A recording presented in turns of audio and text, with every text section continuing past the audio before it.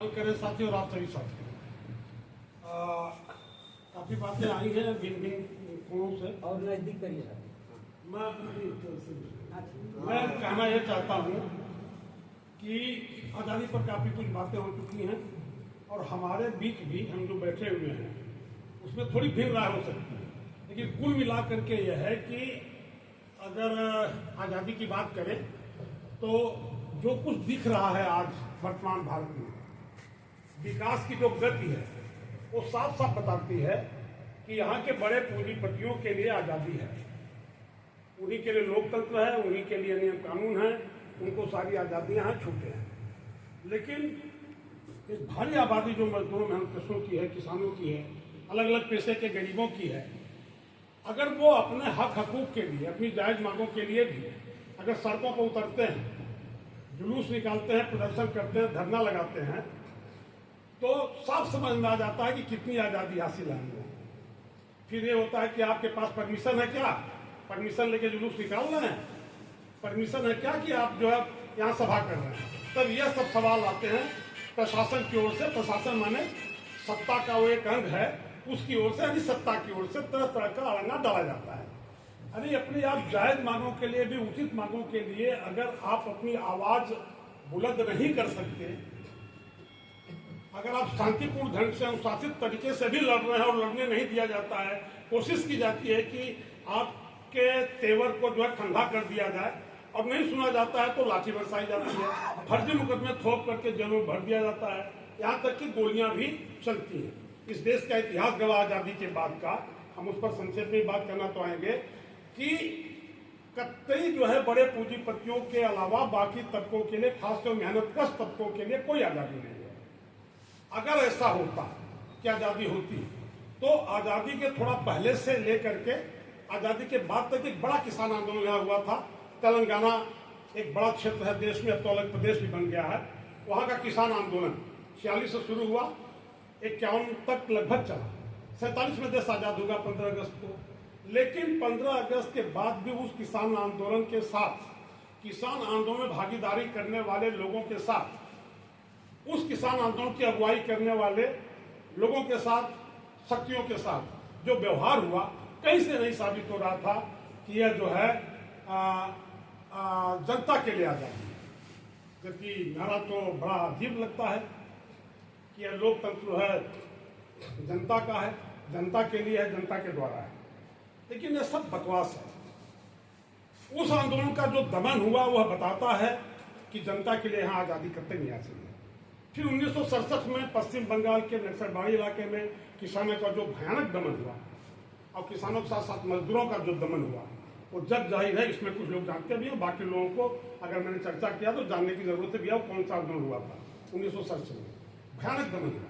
मैं याद आऊँगा, हालिया आप सभी जानते हो कि 26 नवंबर 2020 में जो किसान आंदोलन शुरू हुआ पंजाब से और फैलता हुआ हरियाणा पहुंचा, पश्चिम उत्तर प्रदेश, उत्तराखंड से लेकर के महाराष्ट्र, कर्नाटक, उड़ीसा तक वो फैला। उस आंदोलन का जिस तरह दमन करने का प्रयास किया गया वो जाहिर है एकदम। हालांकि किसानों की जुझारू एकता ने फिर आने वाले दौर में समय बीतने के साथ साथ उस किसान आंदोलन को जो मदद मिली मजदूर यूनियनों से, मजदूर संगठनों से, तमाम प्रगतिशील लोगों से और इंसाफ पसंद लोगों से, प्रगतिशील ताकतों से, तो वो आंदोलन जो है ऐसी स्थिति में पहुंच गया कि बीजेपी की केंद्रीय सरकार का जो अगुवा है मोदी, उसे भी जो है उन 3 किसान विरोधी, जनता के विरोधी उन 3 कानूनों को जो है वापस लेना पड़ा। बहुत बड़ा उदाहरण है आज़ादी को कैसे डिफाइन करेंगे, कैसे समझेंगे, वो यह है कि मजदूरों से संबंधित, कल कारखानों से संबंधित जो कानून बने थे वो एक दौर में मजदूरों के जुझारू आंदोलनों के कारण, मजदूरों की जुझारू लड़ाइयों के कारण मजदूरों को ढेरों अधिकार दिए गए थे। 8 घंटे काम करना है केवल, ये अधिकार था।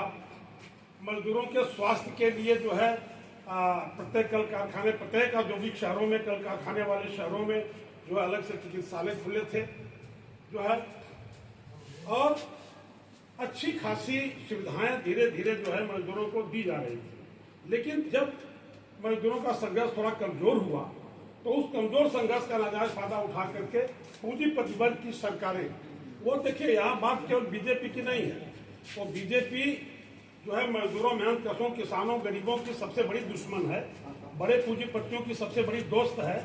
लेकिन यह गलतफहमी पालना कि कांग्रेस, सपा, बसपा या और तमाम पार्टियां जो है द्रमुक कन्ना, द्रमुक तेलुगु देशम और तेलुगु कांग्रेस, फलाने ढिकाने, भारतीय समाज पार्टी आदि आदि, ये सारी की सारी पार्टियां जो है वो मजदूरों की तैसी, ऐसा कुछ नहीं है। हाँ, बस अंतर यह है कि बीजेपी मजदूरों, किसानों की, गरीबों की सबसे बड़ी दुश्मन है, बड़े पूंजीपतियों की सबसे बड़ी दोस्त है। लेकिन कांग्रेस, सपा, बसपा आदि भी मजदूरों, किसानों की दुश्मन ही हैं और बड़े पूंजीपतियों की दोस्त हैं। ये बात बिल्कुल साफ समझ में आनी चाहिए।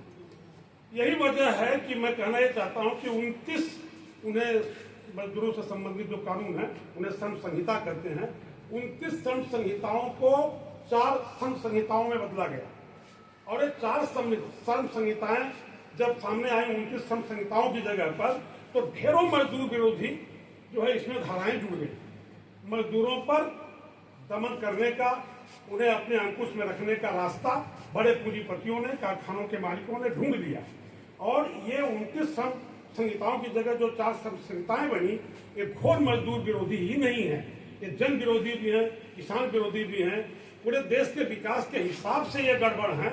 इसे समझने की जरूरत है। कुल मिलाकर के जरूरत की चीजों का उत्पादन जिस तरह से कराया जा रहा है, स्पष्ट दिखाई दे रहा है कि वह तरीका ही इस देश के आर्थिक विकास में सबसे बड़ा बाधा पैदा करने वाला तरीका है।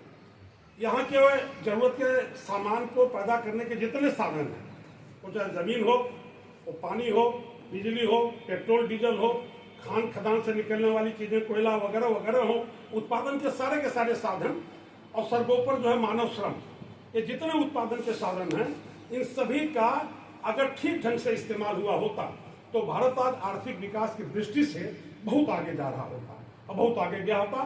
क्योंकि यहाँ जो है संसाधनों की कमी नहीं है, उपजाऊ जमीन है, पानी का लेवल अधिकांश हिस्से में भारत के काफी ठीक ठाक है। बहुत पहले जो है जर्मनी का एक जो है लेखक विचारक मैक्स मूलर लिखा था कि अगर भारत के संसाधनों का सही तरीके से इस्तेमाल हो तो आर्थिक दृष्टि से भारत जो है दुनिया के विकसित देशों में से एक देश होगा, बहुत ही समृद्ध और संपन्न देश होगा। लेकिन उत्पादन के साधनों का बड़े पूंजीपतियों के मुनाफे के हिसाब से इस्तेमाल किया जा रहा है, न कि किसानों, मजदूरों, आम जनता के हित के हिसाब से इस्तेमाल किया जा रहा है। इसलिए उत्पादन का मौजूदा तरीका, जरूरत की सामानों को बनाने का मौजूदा तरीका, उन्हें बांटने का मौजूदा तरीका, वो जो है देश विरोधी है, समाज विरोधी है, मजदूर विरोधी है, किसान विरोधी है, जन विरोधी है। असली बात यह है क्यों कि उत्पादन के साधनों पर मुट्ठी भर बड़े पूंजीपतियों का कब्जा है। उत्पादन के साधनों पर मुट्ठी भर बड़े पूंजीपतियों का कब्जा तो है ही, उत्पादन के सामानों पर जो उत्पादित की जाती है, वितरण पर भी बड़े पूंजीपतियों का ही कब्जा है, यानी बाजार पर बड़े पूंजीपतियों का कब्जा है। बड़े पूंजीपतियों को सत्ता से हटाए बिना न यह देश आगे बढ़ सकता है, न मजदूरों, किसानों और जनता का सही भला हो सकता है। तो कुल मिला के आजादी को इसी रोशनी में देखना चाहिए। इन्हीं बातों के साथ अपनी बात खत्म करता हूँ। धन्यवाद।